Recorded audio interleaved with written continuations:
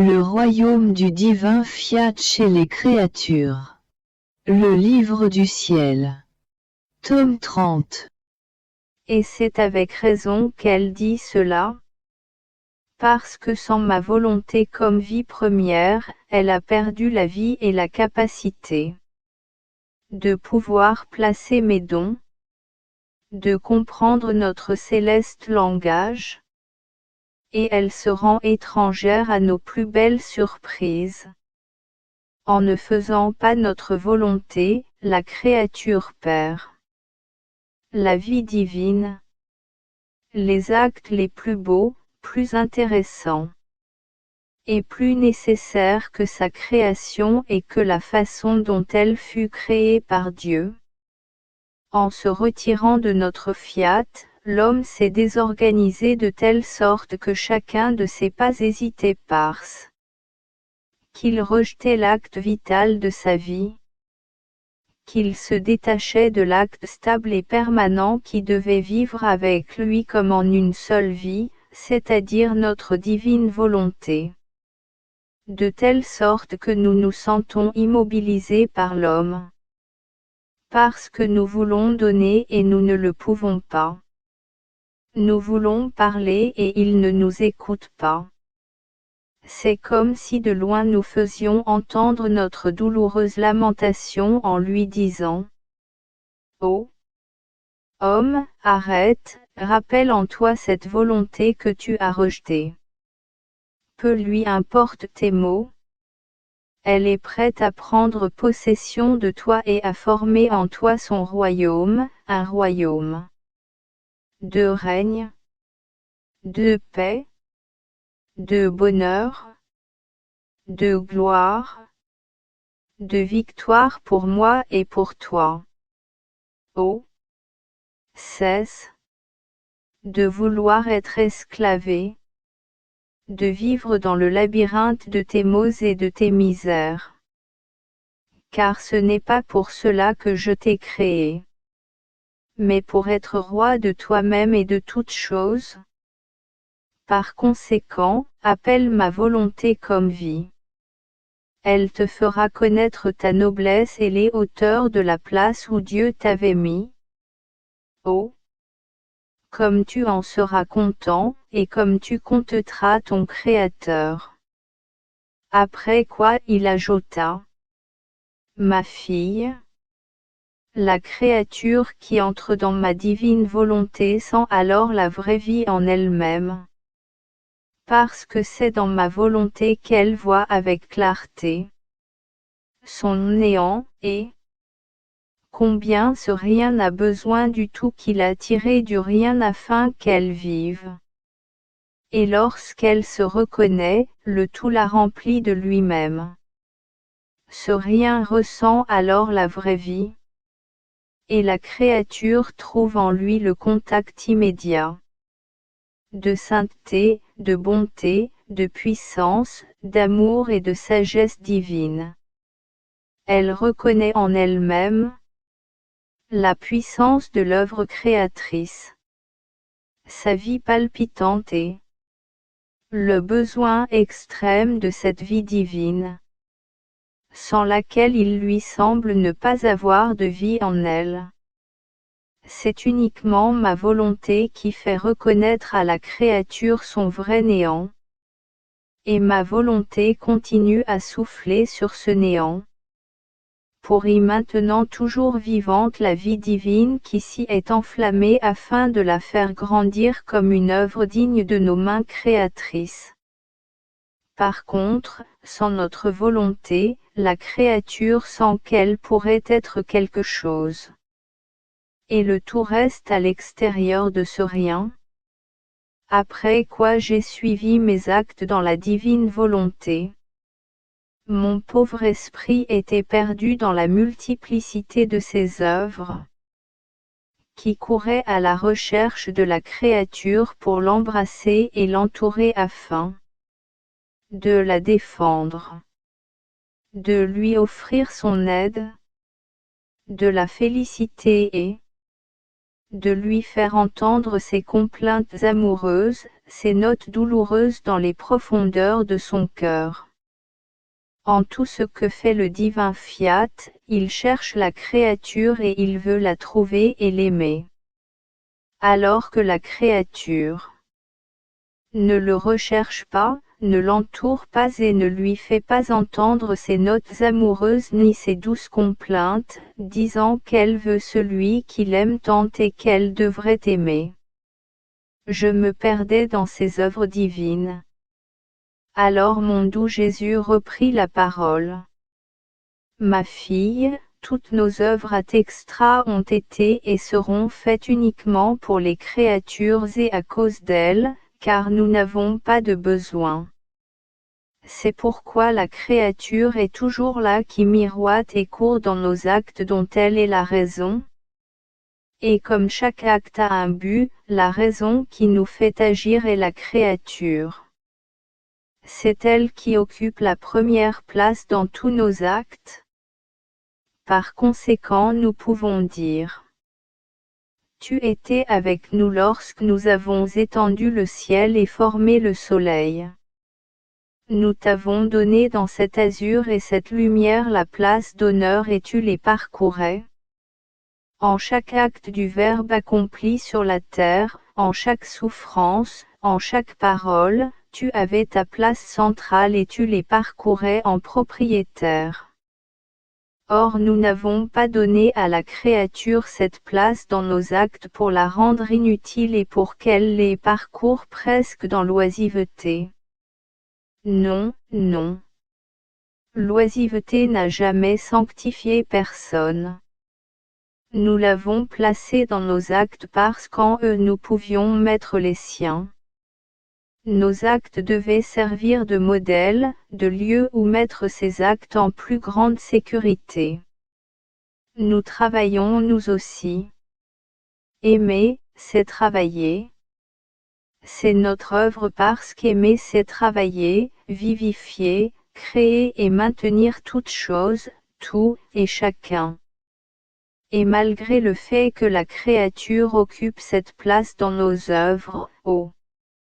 Combien d'entre elles demeurent vides des actes des créatures? En vérité, la créature ne les connaît même pas, elle vit comme si nous ne lui avions rien donné. C'est pourquoi nos œuvres sont en souffrance et la demandent sans cesse. Parce que tout en ayant cette place d'honneur en elle, la créature ne les utilise pas. Et elle ne travaille pas non plus avec son amour à l'œuvre de son Créateur. Et pourtant les siècles ne finiront pas. Parce que nos œuvres n'ont pas réalisé le dessein pour lequel elles ont été faites, qui est d'avoir les créatures à l'œuvre en leur centre. Et ces créatures seront celles qui laisseront ma divine volonté. Je reviens toujours au Fiat suprême. Je sens en moi le doux enchantement de sa lumière, de sa paix et de son bonheur. Oh! Comme je voudrais que le monde entier connaisse un tel bien afin que tous prient pour la venue de son royaume sur la terre. En pensant cela je me disais: la vie dans le divin vouloir est un don que Jésus veut faire aux générations humaines. Et Jésus désire si ardemment que cette divine volonté soit connue pour qu'elle règne. Pourquoi ne se hâte-t-il pas de nous faire ce don? Jésus, mon très grand bien, visitant mon âme, toute bonté, me dit: Ma fille, tu dois savoir que, si je brûle du désir de voir régner ma divine volonté, je ne peux pas encore faire ce don. Car il faut d'abord que les vérités que j'ai manifestées, étant connues des créatures, aient le grand bien de former la vision qui les rendra capables de la comprendre et de se disposer à recevoir un si grand bien. On peut dire qu'il manque maintenant aux créatures les yeux pour voir et la capacité pour comprendre la divine volonté. C'est pourquoi j'ai commencé par manifester toutes ces vérités sur ma divine volonté. Lorsque les créatures connaîtront mes vérités, elles formeront l'orbite où placer la pupille et l'animer d'une lumière suffisante pour pouvoir regarder et comprendre le Do, qui plus qu'un soleil, leur sera donné et confié. Si je voulais le donner aujourd'hui, ce serait donner le soleil à un aveugle. La pauvre petite, tout en ayant un soleil tout entier, serait toujours aveugle. Son sort ne changerait pas et elle n'en retirerait aucun bien. Elle aurait plutôt la souffrance d'avoir reçu un soleil sans même pouvoir le voir ou en recevoir les effets bienfaisants. Par contre, la créature qui ne serait pas aveugle, que de bienfaits elle recevrait en lui faisant le do d'un soleil qui serait à sa disposition. Ce serait pour elle une fête permanente, qui la mettrait à même de donner la lumière aux autres. Elle serait entourée et aimée par tous ceux qui désirent obtenir le bien de la lumière qu'elle possède. C'est pourquoi faire aujourd'hui le grand do de ma divine volonté, qui plus que le soleil changera le sort des générations humaines, serait faire à des aveugles des dons inutiles. Je ne sais pas donner des choses inutiles.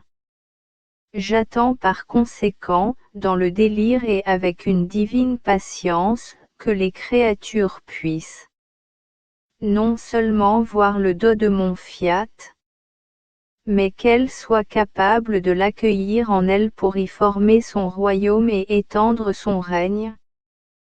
Patience, par conséquent, et les choses se feront en temps voulu et conformément à notre souveraineté. Notre être suprême agit comme un père qui voudrait faire un grand do à son petit enfant. Le père appelle l'enfant et lui laisse voir le do en lui disant: ce do est préparé pour toi et il est déjà tien, mais il ne le lui donne pas. L'enfant, émerveillé et ravi à la vue de ce do que le père veut lui faire, reste près du père en le priant de le lui donner. Et incapable de s'en éloigner, il prie et prie encore en disant qu'il veut avoir ce do. Pendant ce temps, le père qui voit son enfant près de lui en profite pour l'instruire et lui faire comprendre la nature de ce do, le bien et le bonheur qu'il en retirera. L'enfant acquiert de la maturité grâce aux manifestations du Père. Il devient capable non seulement de recevoir le do, mais de comprendre tout ce que le do qu'il doit recevoir renferme de bien et de grandeur. Il presse alors de plus en plus le Père, il prie et prie encore. Il languit après ce do jusqu'à en pleurer et ne plus pouvoir vivre sans ce do. On peut dire qu'il a formé en lui-même, par ses prières et ses soupirs, et en acquérant les connaissances sur le do que son Père lui a préparé, la vie et l'espace où recevoir le do tel un dépôt sacré. Ce retard du Père pour accorder le do à son enfant a eu l'effet d'un plus grand amour. Il brûlait du désir de faire ce do à son enfant. Mais il voulait qu'il soit capable de comprendre le do qu'il recevait. Dès qu'il a vu en lui la maturité nécessaire pour recevoir un tel bien, il le lui a immédiatement accordé. C'est ainsi que nous agissons.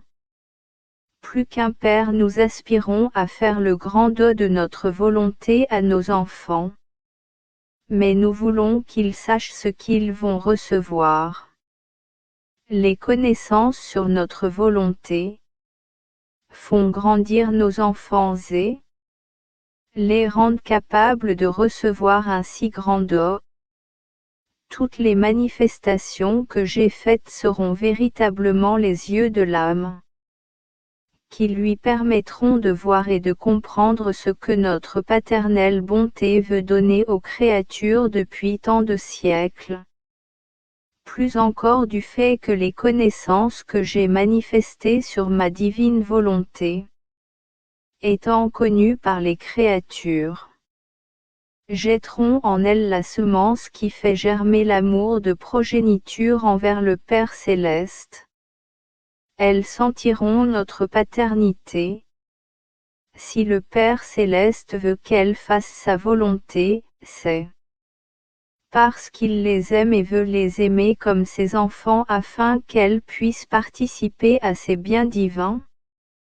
Par conséquent, nos connaissances du divin fiat leur apprendront à vivre comme des enfants. C'est alors que tout étonnement cessera quant au désir de notre être suprême de vouloir faire le grand don de sa volonté à ses enfants. C'est un droit des enfants de recevoir les biens du Père. Et c'est un devoir du Père que de donner ses biens à ses enfants. La créature qui veut vivre comme une étrangère ne mérite pas les biens du Père. Plus encore du fait que notre paternité désire, languit et brûle du désir de faire ce don, afin que la volonté du Père et de ses enfants soit une. Alors, oui, notre amour paternel se reposera. Lorsque nous verrons l'œuvre sortie de nos mains créatrices, dans le sein de notre vouloir, dans notre maison, et que notre royaume sera peuplé par nos chers enfants. Après quoi je continuai à penser à la divine volonté. Il me semble ne pas pouvoir cesser d'y penser. Mon céleste maître ajouta: Bienheureuse fille, tous les actes accomplis par ma divine volonté sont si bien reliés entre eux qu'ils sont inséparables. De sorte que si l'on veut les trouver, il semble d'abord que l'on ne trouve qu'un acte seul, mais en pénétrant plus avant, on voit que tous ces actes distincts sont fusionnés au point qu'il est impossible de les distinguer les uns des autres. Cette force d'union et d'inséparabilité forme la nature de l'œuvre divine. La création elle-même le dit. Si une seule étoile devait se détacher de la place qu'elle occupe et qui la relie à toutes les autres choses créées, elle tomberait et jetterait partout la confusion, si grande est l'inséparabilité et l'union qui les maintient. Toutes les choses créées ont ensemble la vie, bien qu'elles soient distinctes entre elles, et forment la belle harmonie de la création. Séparées, on peut dire qu'elles perdent la vie et sèment partout la confusion. Il en est ainsi de la volonté humaine séparée de la volonté de son Créateur. Non seulement elle tombe, mais elle sème partout la confusion. Faut-il s'en étonner, elle dérangerait si elle le pouvait l'ordre même de son Créateur. La volonté humaine créée par nous et séparée de la nôtre serait comme une étoile détachée de sa place, où elle possédait la force divine, l'union d'un accord et de tous les biens avec son Créateur. En se détachant, elle perd la force, l'union et les biens nécessaires à la vie. Son sort est alors nécessairement de jeter partout la confusion. L'âme qui vit dans ma divine volonté sent dans son premier acte la force et l'union de tous les actes du divin fiat, de sorte qu'un acte inclut et enferme tous les autres actes. L'âme sent le besoin de continuer ses actes pour se connecter, afin de développer la force de la divine volonté qu'elle sent en elle, comme une vie qui ne sait pas être sans se faire sentirer. veut respirer, palpiter et uvere. Un acte en appelle un autre et forme la séquence des actes avec l'union de ces actes dans ma volonté. Mais pour former une vie, il ne suffit pas d'un acte, d'un souffle, d'un battement de cœur. Non, il faut la continuation de l'acte de respiration, de palpitation et de travail. En vivant dans ma divine volonté, l'âme respire et palpite. Et mon fiat forme sa vie entière de travail. Pour tout ce qu'une créature est capable d'enclore en elle-même. Par conséquent, si tu veux sa vie en toi, que tes actes soient continuellement dans ma volonté.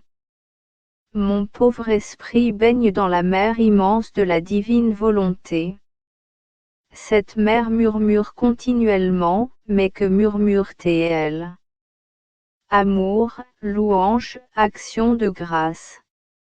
L'être suprême fait rencontrer son murmure avec celui de la créature. Et donne de l'amour pour recevoir de l'amour. Quelle douce rencontre entre le Créateur et la créature, qui se donnent mutuellement de l'amour. Dans cet échange sont formées des vagues d'amour, de lumière et d'indescriptible beauté, dans lesquelles la créature, incapable de les contenir en elle-même, se sent noyée. Si elle a pu prendre, Dieu sait combien, le sentiment d'en être inondée l'empêche de pouvoir répéter ce qu'elle ressent en elle. Des ineffables secrets d'amour, de lumière, de divine connaissance que le murmure de l'Éternel a renfermés dans son âme. Mais perdu dans un si grand nombre de connaissances, au point de ne pas savoir les répéter, je m'entendis balbutier. Faute d'un vocabulaire adéquat et pour ne pas commettre de bévue, je passe. Mon aimable Jésus, pris de compassion pour mon incapacité et ma petitesse, me serra dans ses bras et il me dit: Ma bienheureuse fille, il est vrai que ta petitesse se sent noyée dans l'immensité de ma lumière, de mon amour, et des innombrables vérités que contient notre être saint et adorable. Mais notre puissance et notre immensité prennent plaisir à remplir ainsi la créature de lumière, d'amour, de connaissances diverses et de sainteté, au point de la submerger. C'est une scène des plus ravissantes de voir la créature baignée dans notre immensité, qui veut parler, mais qui est noyée dans la lumière, l'amour et les surprenantes vérités. Oh, comme il est beau qu'elle veuille parler de ce qu'elle ressent, nos vagues la recouvrent et la réduisent au silence. C'est cependant un étalage de nous-mêmes que nous faisons à notre créature bien-aimée, nous agissons comme un maître qui veut faire étalage de sa science devant son petit disciple. Il montre tout son savoir et le disciple écoute, se remplit l'esprit et le cœur. Le maître a dit tant de choses que le disciple est incapable de rien répéter. Mais cela sert cependant à lui faire apprécier et aimer le maître, et à espérer atteindre les hauteurs de sa science. Comme le disciple est sous sa guidance, cela permet au maître de se faire connaître et de recevoir l'attention, l'affection et la fidélité du disciple. C'est ce que nous faisons, afin de nous faire connaître et aimer, lorsque nous voyons la créature vidée de toute chose, qu'elle ne veut plus rien d'autre que notre divine volonté. Nous sommes ravis au point de l'inonder de lumière, d'amour et de vérité nous concernant. Puis nous découpons partie par partie ce que nous lui avons insufflé en une fois. Et nous prenons plaisir à nous adapter à ces petites capacités. Tu dois savoir que la créature qui vit dans la divine volonté va réacquérir, parmi d'autres prérogatives, le don de science infuse. Un don, qui sera pour elle un guide afin de connaître notre être divin, qui facilitera l'exercice du royaume de la divine volonté dans son âme. Ce don sera pour elle un guide dans l'ordre des choses naturelles, il sera la main qui la guidera en toutes choses. Il lui fera connaître la vie palpitante du divin vouloir dans toutes les choses créées et le bien qu'il lui apportera continuellement. Ce don a été donné à Adam au commencement de sa création, il possédait avec notre divine volonté le don de science infuse, de telle sorte qu'il connaissait avec clarté, non seulement nos divines vérités, mais aussi toutes les vertus bénéfiques que possédaient toutes les choses créées pour le bien de la créature, des plus grandes jusqu'aux plus petits brins d'herbe. Lorsqu'il rejeta notre divine volonté, notre fiat retira sa vie et le don qu'Adam avait reçu. Il est resté depuis dans l'obscurité, sans la pure et véritable lumière de la connaissance de toutes choses. C'est pourquoi, avec le retour de la vie de ma volonté dans la créature, le don de science infuse lui sera rendu.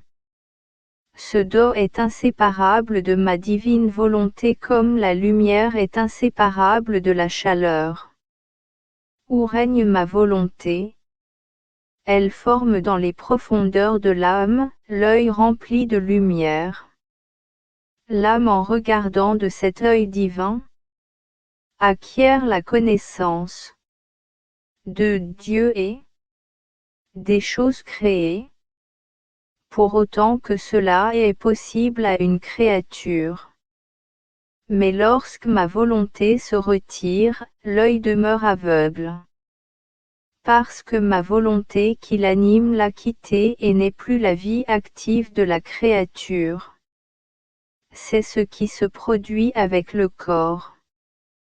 La créature dont l'œil est sain peut voir, distinguer les couleurs et les gens. Mais si la pupille devient obscure, elle perd la lumière et reste aveugle. Elle ne peut alors plus rien distinguer.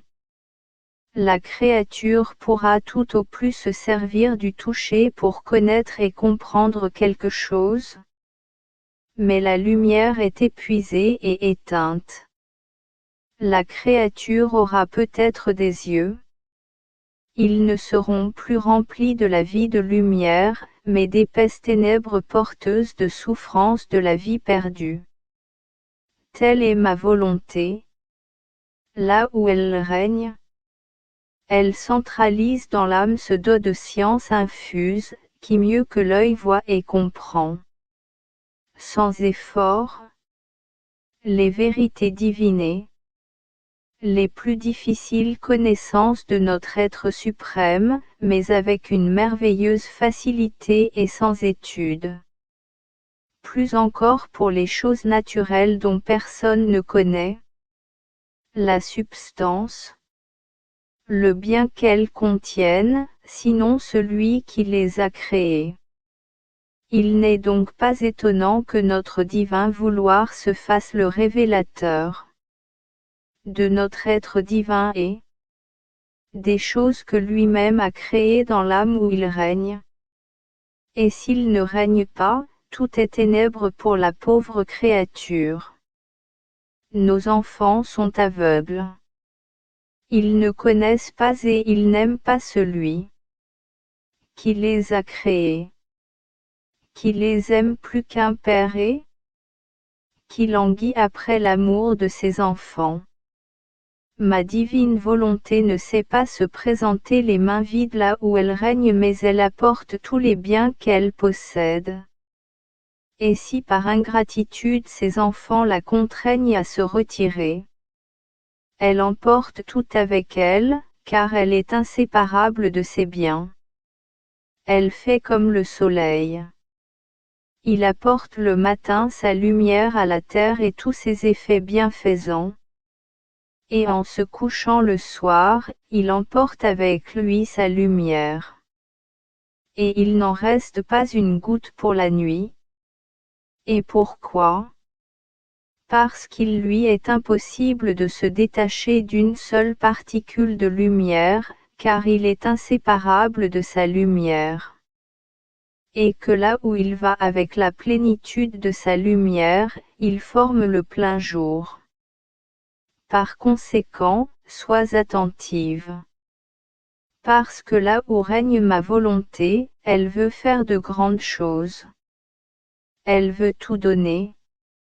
Incapable de s'adapter à faire de petites choses, elle veut former le grand jour et faire étalage de ses dons et de sa magnificence. Mon petit esprit continue à traverser la mer du divin fiat. Il me semble qu'il occupe la première place et règne sur toute chose, comme aussi sur l'être suprême. Il dit, c'est en vain que vous cherchez à m'échapper. En toute chose il peut dire, je suis ici. Je suis, et je suis ici pour vous donner la vie. Je suis l'insurmontable. Personne ne peut me dépasser, ni en amour, ni en lumière, ni dans mon immensité, où je forme pour moi autant de vie que je veux donner aux créatures. Ô puissance du divin vouloir! Dans ton immensité tu recherches les actes des créatures pour former tes vies en chacun d'eux. Elles ne les reçoivent pas ou les rejettent. Et cette vie demeure étouffée en toi, dans ton immensité. Et toi, sans jamais te lasser, et avec un amour capable de tout conquérir, tu continues tes recherches des actes humains, pour leur donner ta vie et pour y entrer à chaque instant. Mais mon esprit se perdait dans la mer du fiat. Alors, mon céleste maître, visitant sa petite fille, me dit, bienheureuse fille de mon vouloir. Chaque acte accompli dans ma volonté est un pas que fait la créature pour se rapprocher de Dieu et Dieu fait à son tour un pas vers elle. Nous pouvons dire que le Créateur et la créature sont toujours en marche l'un vers l'autre, sans s'arrêter. Ma volonté descend dans l'acte de la créature pour y former son pas de vie divine. Elle monte dans le fiat, dans les divines régions, pour se faire conquérante. De lumière, d'amour, de sainteté et de connaissance divine. De sorte que chaque acte, parole, souffle, pulsation dans ma volonté est un pas de vie divine que fait la créature. Et mon fiat soupire après ces actes, pour en faire son champ d'action et pour y former autant de vie divine dans la créature. Tel était le dessein de la création. Former notre vie dans la créature. Avoir en elle notre champ d'action divine. C'est pourquoi nous aimons tant qu'elle fasse notre volonté, afin de mettre en sûreté notre vie en elle et non pas en nous. Parce nous n'avons besoin de personne et nous nous suffisons à nous-mêmes. C'était le grand prodige que nous voulions et que nous voulons accomplir en vertu de notre volonté. Former notre vie dans la vie de la créature. Par conséquent, si nous ne le faisions pas, la création resterait, sans son dessein premier, un empêchement à notre amour, une continuelle amertume à regarder. Alors, nous voyons en elle une œuvre si grande et d'une telle magnificence non réalisée, et notre dessein manqué. Et s'il n'y avait pas en nous la certitude que notre volonté pourrait avoir son règne dans la créature, pour former notre vie en elle, notre amour brûlerait toute la création et la réduirait à rien. Et si notre volonté supporte tant de choses, c'est parce que nous voyons notre dessein réalisé au-delà du temps. Mais lorsque la créature fait sa volonté, elle fait des pas en arrière et elle s'éloigne de son Créateur. Et Dieu fait des pas en arrière et forme entre les deux une distance infinie. Tu vois par conséquent la nécessité de persévérer de façon continuelle, de travailler dans ma divine volonté afin de réduire la distance créée par la volonté humaine entre Dieu et la créature. Et ne crois pas qu'il s'agisse d'une distance personnelle. Je suis en toutes choses, en tout, au ciel et sur la terre. La distance que forme la volonté humaine sans ma volonté est une distance de sainteté, de beauté, de bonté, de puissance, d'amour, qui sont des distances infinies. Seul mon vouloir à l'œuvre dans la créature peut réunir, rejoindre et rendre inséparables l'un de l'autre, mon vouloir et la créature. C'est ce qui s'est passé dans la rédemption. Chaque manifestation faite par nous concernant la descente du Verbe sur la terre était autant de pas que nous avons fait vers l'humanité qui priait et l'attendait. Ces pas apportaient nos manifestations, nos prophéties, nos révélations aux créatures qui ont ainsi pu faire leur pas vers l'être suprême, de sorte qu'elles ont continué à marcher vers nous et nous vers elles. Lorsque le temps est venu de devoir descendre du ciel sur la terre, nous avons augmenté le nombre des prophètes, afin de pouvoir faire plus de révélations et accélérer notre rencontre. Car dans les premiers temps du monde, il n'y avait pas de prophètes, et nos manifestations étaient si rares, qu'on peut dire qu'on ne faisait qu'un pas par siècle.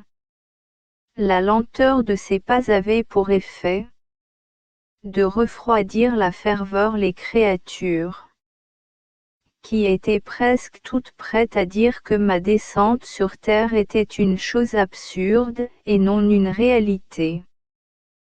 Tout comme on le dit aujourd'hui du royaume de ma volonté, une façon de parler, et une chose presque impossible à réaliser. C'est pourquoi avec les prophètes venus après Moïse, presque dans les derniers temps avant ma descente sur la terre, la marche des deux côtés a été accélérée par nos manifestations. Puis est venue la souveraine Dame du ciel qui non seulement marchait, mais courait, pour hâter la rencontre avec son Créateur, pour le faire descendre et accomplir la rédemption. Tu vois ainsi comment mes manifestations sur ma divine volonté sont des preuves certaines.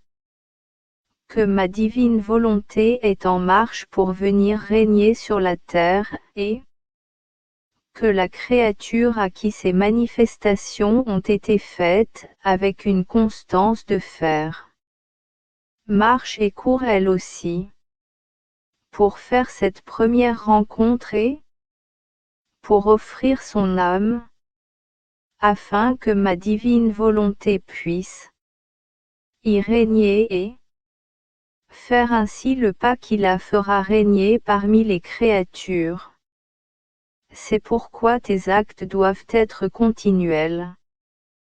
Car seuls les actes continuels peuvent accélérer la marche, surmonter les obstacles, et être les seuls conquérants capables de conquérir Dieu et la créature. Après quoi la foule de mes pensées sur la divine volonté continuait. Après avoir reçu la Sainte Communion, je me disais: quelle différence y a-t-il entre les sacrements et la divine volonté? Mon souverain Jésus, déchirant les voiles eucharistiques, se fit voir et avec un soupir douloureux, il me dit: ma bienheureuse fille, la différence est grande entre les deux. Les sacrements sont les effets de ma volonté. Par contre, ma volonté est vie. Par sa puissance créatrice de vie, c'est elle qui forme et donne vie aux sacrements.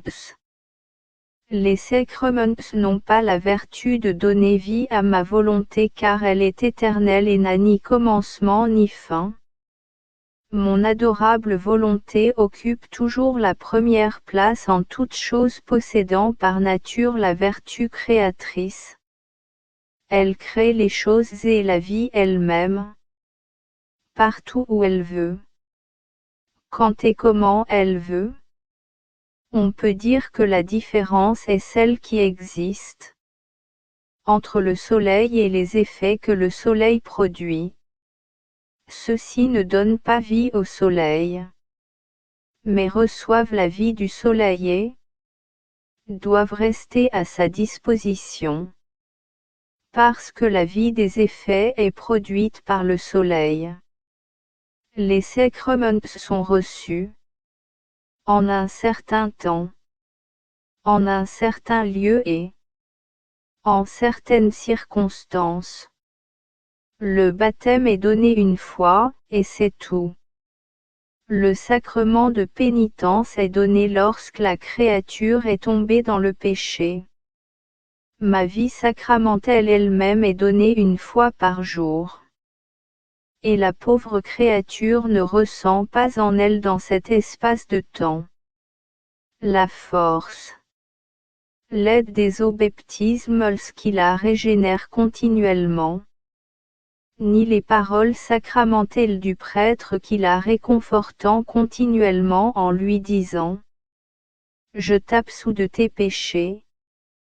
La créature ne trouve pas non plus, dans ses faiblesses et les épreuves de la journée, le Jésus sacramentel qu'elle peut prendre avec elle durant toutes les heures de la journée. Par contre, ma divine volonté possède l'acte primordial de la vie. Elle est capable de donner la vie. Par sa domination, elle est le maintien au-dessus de la créature. À chaque instant, elle se donne en tant que vie. Vie de lumière, vie de sainteté, vie d'amour, vie de fermeté, force d'âme. Bref, elle est vie. Les temps, les circonstances, les lieux et les heures n'existent pas pour elle. Il n'y a ni restriction ni loi. D'autant plus qu'il s'agit de donner la vie. Et la vie est formée par des actes continuels et pas par des actes de temps en temps. Dans la fougue de son amour, la créature est sous son empire continuel et elle reçoit un baptême continuel. une absolution jamais interrompue et une communion de chaque instant. Plus encore, notre volonté fut donnée à l'homme au commencement de sa création comme vie éternelle vivant en lui. De cette substance, du fruit de la création, notre volonté allait former notre vie dans la créature. À travers cette vie, nous avons tout donné. Et l'homme pouvait trouver en elle tout ce dont il avait besoin. Tout était à sa disposition. Aide, force d'âme, sainteté, lumière. Tout était mis en son pouvoir. Et ma volonté prit l'engagement de lui donner tout ce qu'il voulait, à condition qu'il la laisse le dominer et habiter dans son âme. Lorsque l'homme fut créé, les sacrements n'étaient pas nécessaires. Parce qu'il posséda ma volonté, l'origine et la vie de tous les biens. Il n'avait aucune raison d'exister, en tant que aide, moyen de guérison et de pardon.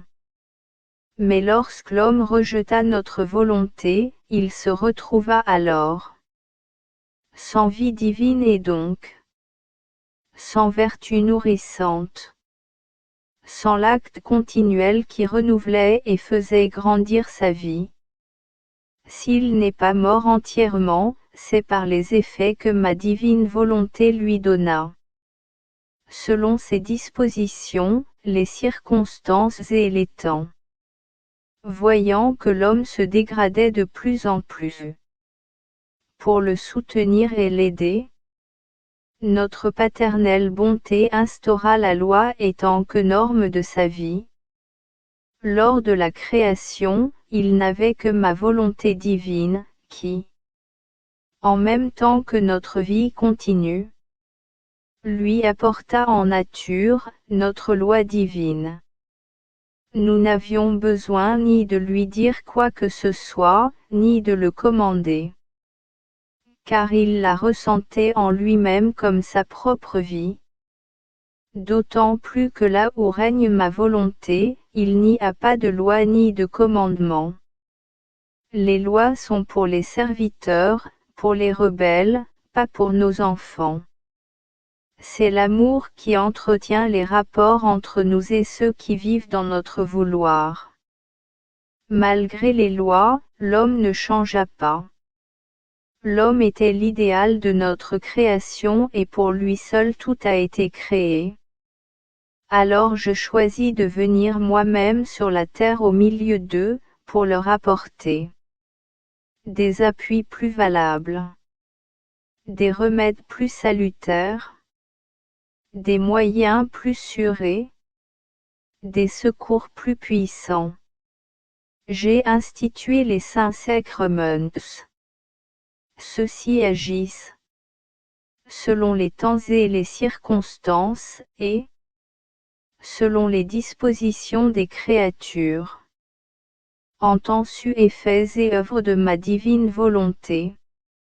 Mais si l'âme ne laisse pas entrer ma divine volonté en elle comme vie, elle gardera toujours ses misères, une vie brisée.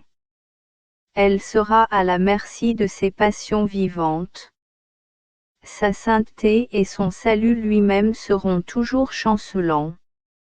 Car seule la vie continuelle de ma volonté envoûte les passions, les misères, et forme les actes opposés de sainteté, de force d'âme, fermeté, de lumière et d'amour, dans les maux des créatures.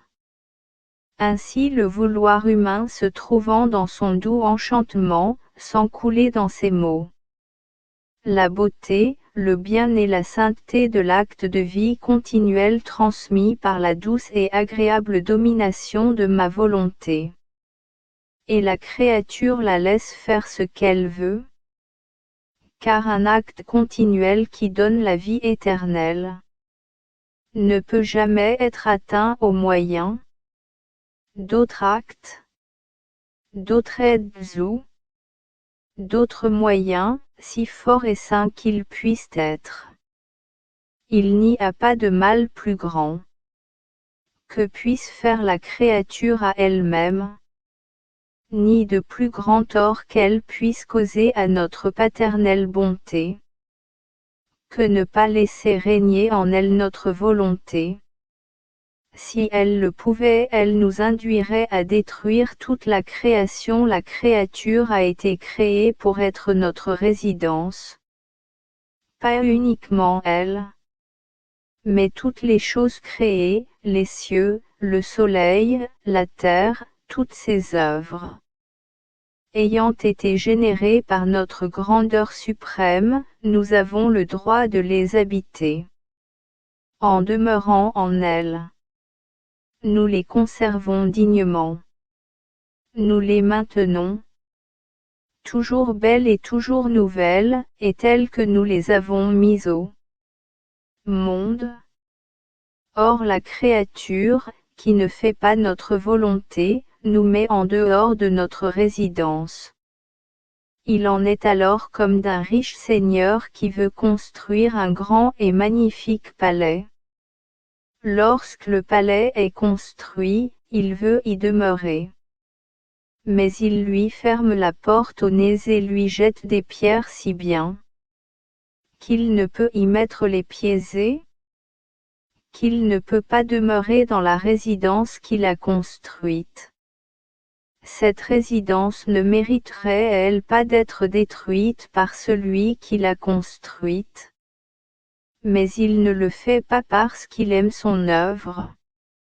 Il attend et attend encore, car il sait qu'il peut vaincre par l'amour et que sa résidence lui ouvrira d'elle-même les portes pour le laisser entrer et lui donner la liberté de vivre en elle. C'est dans ces conditions que nous place la créature en ne laissant pas notre volonté régner dans son âme. Elle nous ferme les portes en plein visage et elle nous jette les pierres de ses fautes.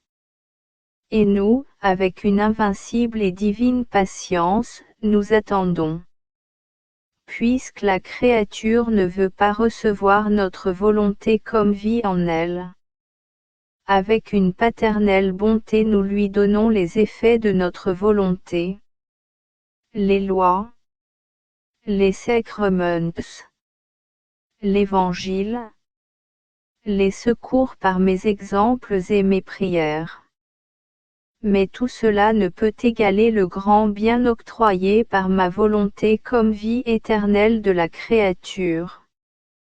Parce que ma volonté est en même temps les lois, les sacrements, l'Évangile, la vie. Elle est tout, elle peut tout donner parce qu'elle possède tout. Cela suffit pour comprendre la grande différence qu'il y a entre ma volonté comme vie continuelle dans la créature et entre les effets qu'elle ne peut pas produire de manière pérenne, mais selon les circonstances, dans le temps, dans les sacrements eux-mêmes. Et bien que les effets puissent apporter de grands biens, ils ne peuvent jamais parvenir à produire tous les biens que la vie de ma divine volonté, régnant et dominant dans la créature, peut produire. Par conséquent, sois attentive, ma fille. Donne-lui la sainte liberté de faire ce qu'elle veut dans ton âme. Ma petite âme tourne toujours dans le divin fiat. Elle ressent le besoin irrésistible de vivre en lui. Parce qu'en lui tout est mis à ma disposition, tout est à moi. C'est comme une invitation secrète que me font toutes les choses créées dans les profondeurs de mon cœur. En me disant de leur voix muette: viens en nous, viens nous posséder et jouir de toutes les belles œuvres que le Créateur a faites. Pour toi et pour nous donner à toi. Oh, Quel doux enchantement contient la création vue à travers les voiles de la divine volonté.